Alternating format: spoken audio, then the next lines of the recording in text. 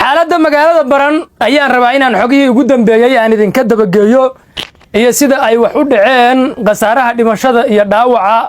intaba ajandayaasha qarsoon ee aysan bulshada Soomaaliyeed iyo bulshooyinka mataqaanaayay deegaanadaasiba aysan ka warqabin ayaan rabaa inaan halkan idinkula wadaago cidda soo abaabushay weerarkan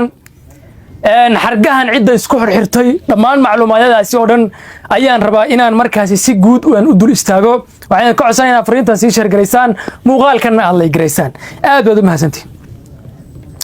horta marka koowaad ninka fidnada la doontay gobolkaasi Sanaag ee nabadda ah ee dadkaas mataqaanay hooyooyinkiis iyo abayaashiis iyo walaalihiis fidnada la doontay waa ninka way sawirkiisa idin waa ninkaas wixii maanta dhibaato ka dhacday dhimasho iyo dhaawacna isaga lagu la xisaabtamay waa ninkaas waa horgalkaas oo u jeedaan calankii Soomaaliland uu qaba ninka hawshan abaabulay markii dhibaatada ay dhacdayna mudaharaadka soo abaabulay ee mataqaanay baran ku dhuumanayo ee qorshahan qaybta ka ah waa nin mataqaanay magaciisa la dhaho Cabdalla Maxamuud waa ninka u qaabilsan maamulka iyo doorka magaalada baran wiilkiisana haddaad cadeyn rabtid waa kana waa ninkan hadda wax duubayo jijimihii calanka Soomaaliland ugu jiro gacmaha waa kana soo jeedaan bal adigu ka tali waxa calankii maaqir iyo calankii Soomaaliland kulmiyay waa kaasa wiilkiisa war dhafoor ku yaala cadeymahan anigu itusoo taabsiba halkan soo dhigaya soo ma jeedaan wiilkaas isaga dhalay ninka mudaharaadkan abaabulay ee lacagaha soo qaatay ee ina dhoora la shaqeynayo wiilkaas u dhalay oo jeedaan jijimaha calanka aad iyo aad sidee wax u dhacay saakii adigu abaaro 8 subaxnimo nimankan hadaaftimay ka soo tageen magaaladii baran bay isku soo qaadeen magaalada baran hadda maamul baa ka jiro system iyo nidaam baa ka jiro waana caasimadda gobolka Sanaag ee ku meel gaarka ah weeye baranay mataqaanaayay nidaam iyo dawlad baana ka jirto tuulooyinkoodaas loo ogolgolaaday waxay ka qabsanayaan inay ka sameeyaan laakiin ajandayaashii loo soo diray waxay rabeen inay ku muujiyaan baran waxaana ka hortagay ciidamada difaaca Puntland ee gobolka Sanaag ayaa ka hortagay oo rasaas ku kala eriyay waliba xabada iyaga bilaabay markay ciidanka arkeen ciidankiina waa iska difaacay halkaas ayayna ka carareen hadaaftimay ku laabteen arrin baan rabaa inaan ka dabageeyo ina dhoore xalay baa waxa lagu soo qaaday baabuur barabakis ah magaalada waxa la soo galiyay baran saacada guryaha baran buu ku dhuumaalaysanaya hadda guri baa lagu qarinaya aninkii fidnadan la soo doontay dadka nabadda ah guri buu hadda ku dhuumanaya ciidankii baana ku daba jiro saraakiisha mataqaanay ka hortagtay isku daygaana waa saraakiil gobolka u dhalatay way waa saraakiil gobolka u dhalatay way waa taliyaha ciidanka turbotaariyada oo ah nin dubaysa iyo taliyaha ciidanka af ururway taliyaha Xasan Taataan in la dhaho ciidankan korna waxa ka haysto taliyaha qaybta booliiska gobolka Sanaag Aadan Axmed Cali Awl baa ka haysta Sultan Saciid bay isku reer yihiin ilma adeer labaad ilma adeerishiin ninkii fidnadan soo abaabulayna magaalada baran buu saa ugu dhex dhuumanay hadda gurigu madaxa kala dusay hadda waa la qarinaya wiil gaahila ahna waa ku dhintay meeshaas dhaawacna waa jira saasta ay soo rideen wiil gaahila ah baa ku dhintay haddaba qorshayaashan iyo xargahan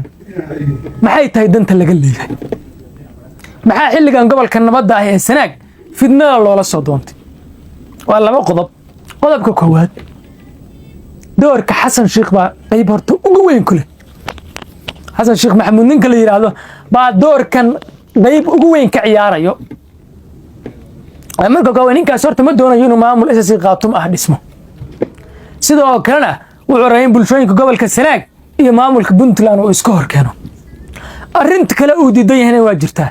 in reerahaasi Sanaag degan iyo reer qaatumo inta isfahmaan ay wax isku darsadaan Xasan Sheekh Maxamuud ay maamul buuxa u tagaan ayuu ka soo horjeedaa waxaana ku laban xilbaano isaaq ah ku laban arrintan karkarinayo ma aqligooda saqaliyahan la soo tuuriyo waxba kama warqabaan waxba ma ka warqabaan wada horgallo ayay ma taqaanay bay ka wada dhigeenba meesha qof aqli leh xataa ka soo tagay bal adigu shiina culay iyo dhoore iyo ma taqaanay waxaasa waxay u yihiin baalki horgallo u ah dadka aqliga lahaa aaway waa diidan dadka aqliga lahaa saraakiishii siyaasiyiintii waxgaradkii cuqaashi aaway kuma jiraan wiilkaas dhoore ah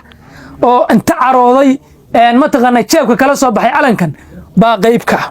horta xasan doorka uu weyn buu ciyaarayayo waa ninka dagaal cad ku soo qaaday gobolkan iyo Puntland inuu isku dhufto shir buu qabtay haddana isaga soo diray lacagahan isaga ku bixiyay taas cidna kama saarna doorka labaad waxa ciyaaray nimankii iyo door baa ciyaaraya waliba siyaasiyiinta iyo xildhibaanada ku matala baarlamaanka federaalka Soomaaliya ayaa qayb ka waliba waxa jiray kulan dhawaan dhex maray Mahdi Guuleed iyo Dhoor Mahdi Guuleed xisbiga in adeerkiis wadani wato ayaa Dhoore waxa laga dhaadhiciyay wasiir buuxa lagu siinayaa deegaanadii inta tagtid ismuuji deegaanadii inta tagtid ismuuji shirkaasina dhawaanba Muqdisho ka dhacay waana wax la wada og yahay xisbiga wadani baa la hadalsiiyay madaxdoodii baa la hadalsiiyay wasiir buuxa laga dhigayaa bale oo tag gobolkii waa tana markii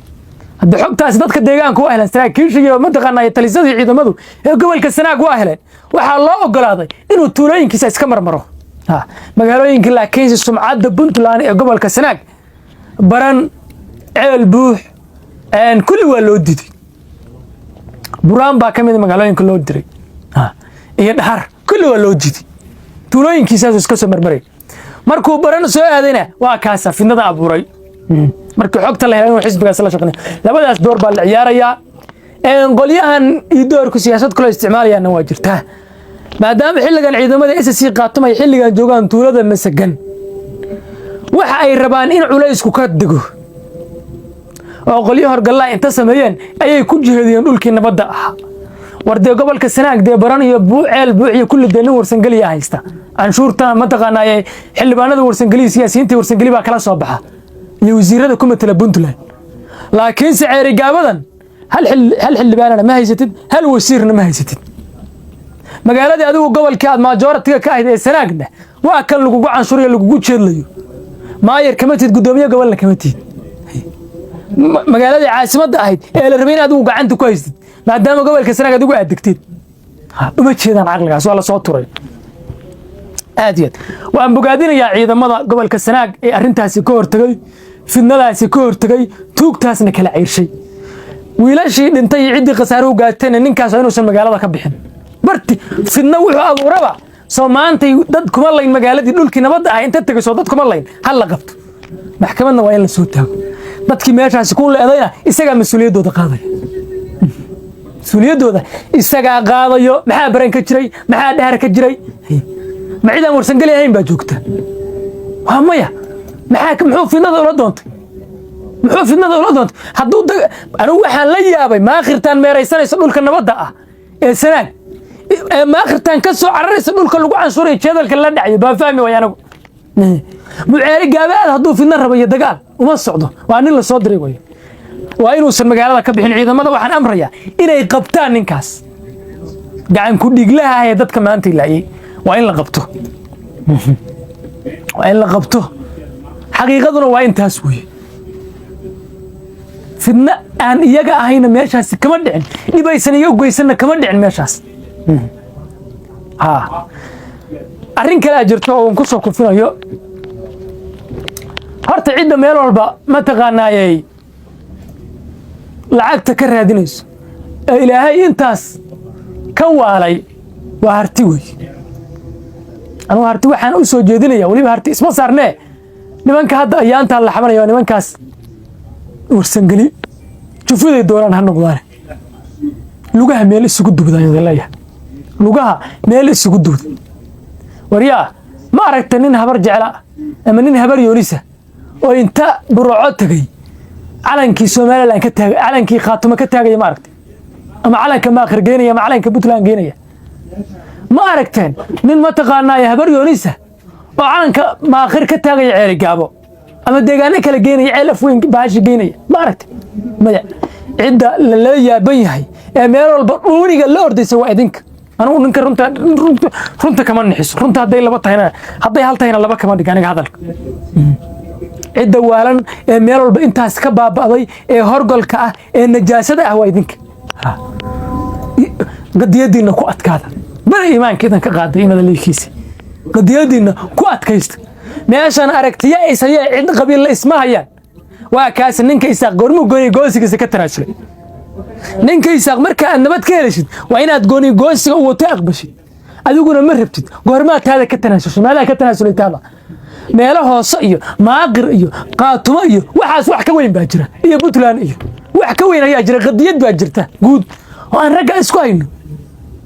aduu qadiyadaada marka ma iibsatay ma gadatay ma ka tanaasashay adigu waan soo dhaweynayaa ciidamadu tallaabada ay ka qaadeen